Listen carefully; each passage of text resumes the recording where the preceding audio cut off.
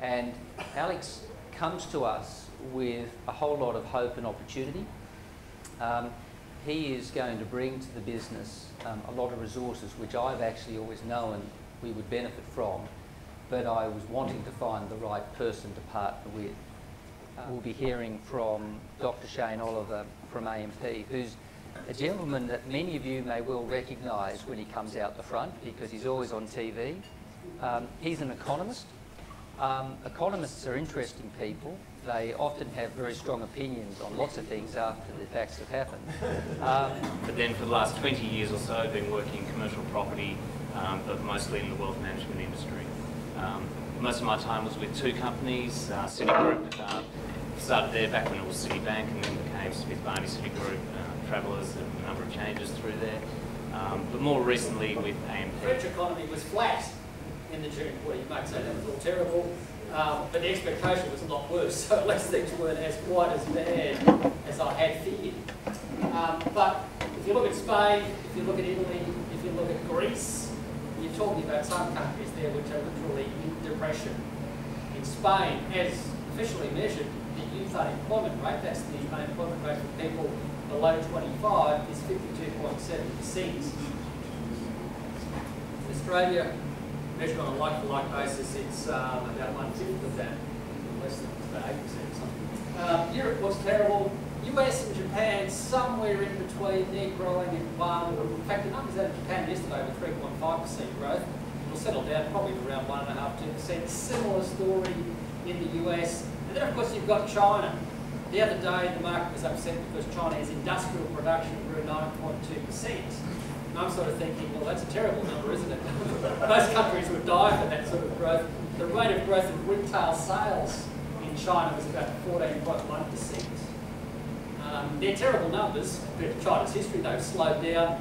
But bottom line is, it's still a key growth source globally, and I reckon that will probably remain the case. So when you add it all up globally, I haven't mentioned everyone, I don't have a lot of time to go through every country around the world, you're probably looking at global growth of around 3%. I don't see a return to the recession. I'm always a bit cautious here because whenever you look back through history, you can see 10 to 20 year periods where Australian shares are the place to be. And you can also see 10 to 20 year periods where global shares are the place to be. There's this thing called mean reversion. Markets sort of swing between this for a while, they love Australia, and then we go for a decade of hating Australia. So you don't want to keep all of your eggs in one basket, or don't stick all of Australia. Over the last decade, Australia has done somewhat better. Then we sort of had this collapse into 2009, nice recovery that happened too quickly for anyone to do anything. Then we had a nice recovery, and we think, well, we're back to the races again. And then, of course, we've had the last couple of years where it's all been very messy. We had a slump in 2010, pick up and slump. This is global shares that we're here. And, of course, more recently, a bit messy. Australian shares in the last few years have actually underperformed. You might say, well, why has that been the case?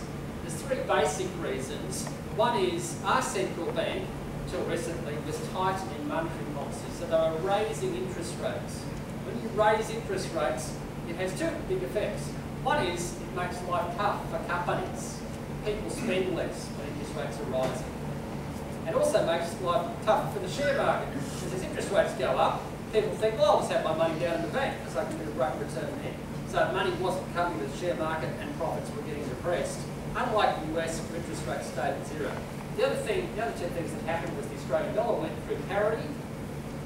That cut into company profits. Any company that has to compete internationally finds life a lot tougher. And then, whereas the US dollar remained weak. And finally, you had worries about China. They were also tightening. And worries that China would have a hard landing. So consequently, the blue line for Australia has sort of trended down the last 3 years, whereas global shares are sort of more trending more sideways, in fact up a little bit. That's why you sort of think, well, why is the Australian share market struggling? It's partly because of those, mainly because of those three reasons. So that's what's happened. I guess the big issue is where to from here. Will we continue to rise and broadly rising trends now being constrained, or will we turn back down? I guess there's another scenario we might take off. I don't think we will take off. We'll probably have moments of take off, but I think the environment, the problems in Europe and the US probably mean that even if you do get a broadly rising trend, it's going to be constrained. By the same token, I don't see a renewed collapse because, for the reasons I mentioned earlier, shares are quite cheap. The global recovery will continue, and we are getting monetary easing from central banks. So a bit of history there. We had a nice run-up in the post-war period, 1950s and 60s. We get to 1969, my favourite TV show, The Brady Bunch, commences production. Burbank, California, somewhere it was. And then, of course, we had a bit of a dip into 1970. Then, of course, we come in 1973. January 1973, Elvis appears from Hawaii wearing his American Eagle jumpsuit. And he's actually about as slim as I am here. After that point, some would say Elvis left the building. And that thought really depressed people. And then we get to 1974, my favourite TV show, The Brady Bunch, is cancelled, along with my second favourite TV show, The Partridge Family. So within a month or so, they're all cancelled. So I get depressed and sell my shares. Well, not really, but a lot of people did, and shares had a real plunge into 1974, 75. Then we had a bit of a recovery that I think everyone realised all over again. This little survey struck me, I found it recently, where Europeans were asked who are the most hard-working people, and all of them say the Germans, except Mr. Greece, and the Greeks say that the most hard-working people are the Greeks. Hopefully there's no Greek people here tonight. The key in Europe, I think, is that you need a lender of last resort. That's why the comments from the European Central Bank a couple of weeks back to say, well, we will, at some point, we will jump in and start buying bonds with the bailout funds in Europe. That's why I think those comments were so positive. If they actually do that, then they can restore some of the confidence that has been lost in the bond markets of Italy and Spain. Now, I think Greece is a basket case. It can't service its debts. A very different situation to Spain, which I don't think is a basket case. It can service its debts. And if everyone is so paranoid about Spain, they charge rates of interest which are exorbitant.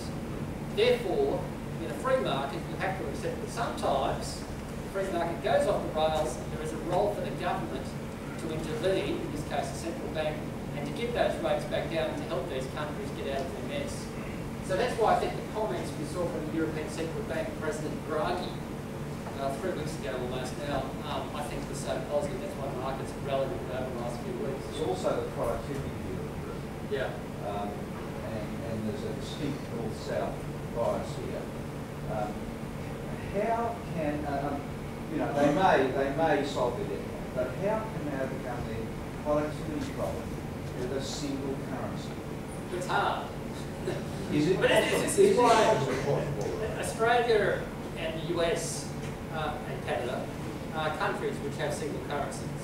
And there is a degree of commonality between differences, but there's a degree of commonality between Australia and Victoria, Queensland, and WA, and even Tasmania, even though there is a bit of a difference there.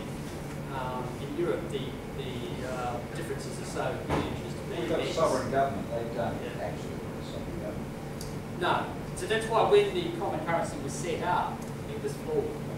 They set up a common currency unit, like the euro, with a common central bank, but they didn't at the time have common fiscal policy or common banking regulations and so on. So the whole thing was flawed from the start. So, there's lots of different arguments. Is it doomed or isn't it? That's the question. Well, that's the big issue. My inclination is to think, yes, some countries might drop off, but ultimately it will probably prevail. That you'll end up with more Europe, not less. Now, Shane, first of all, thank you very much indeed for a most insightful address. I was actually hoping to ask a whole bunch of questions, but to your credit, you've covered absolutely everything. It's just very important to sort of step back and appreciate all these different factors that are at play. And I think the underlying message of this is that the sun will come up again another day, and things will work themselves out. And basically, we've seen the transference of wealth, from the inpatient to the patient. And